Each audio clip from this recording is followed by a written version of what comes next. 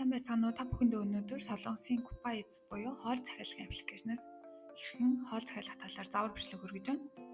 Аппликейшнийг татаж авсны дараа нэвтрэх болон бүртгүүлэх шаардлагатай. Хэрэв танд Coupa-ны бүртгэл байгаа бол тэр бүртгэлээрээ шууд нэвтрэх боломжтой. Хэрэв та бүхэнд бүртгэлгүй байвал утасны дугаар болон имэйл хаягыг ашиглан шинэ бүртгэл үүсгэнэ. Аппликейшн нэвтэрсний дараа хүргэлт авах хаягаа оруулна. Хаяг оруулсны дараа танд хамгийн ойр байрлах хоолны газруудыг санал болгоно. Ингээд газрын зур дээр хаягаа тохируулаад хайлтын хэсэг дээр та бүхэн хоолныхоо нэрийг бичиж хайж болно. Эсвэл ингээд дэлгсэн дээр гарч байгаа менюнуудыг сонгох боломжтой. Жишээ олгох үднээс та бүхэндээ бургерийг захиалъя. За ингээд хамгийн ойр байрлах бургерийн газар.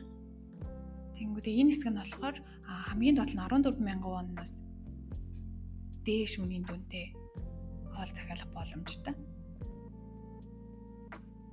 За ингээд бүрээрээ сонгоно. Энэ хэсэгт ингээд заавал сонгох ёстой.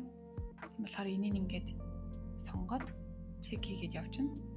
Энэ болохоор төмөс, кола гэх мэт нэмэлт стейтер навж байгаа учраас за ингээд ороод ирэнгүүт хамгийн дээд нь болохоор үнэгүй үргэлт хэрвээ та бүхэн хоол хурдан аммаар байвал 1000 вонны нэмээд захиалах боломжтой.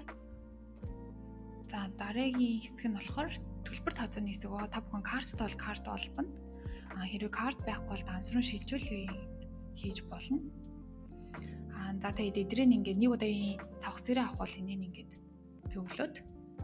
Тэг бүхэн гэрийнхээ үүдэн тавиулахаар л энэ хэсгийг ингээд сонгож. За энэ хэсгийг зүснээ дараа та бүхэн дахин нэг захиалгын бүх мэдээллийг зөв хэсгийг шалгаад хамгийн доотлын цэнхэр захиална гэсэн хэсэг дээр дараад л болоо. Баярлалаа.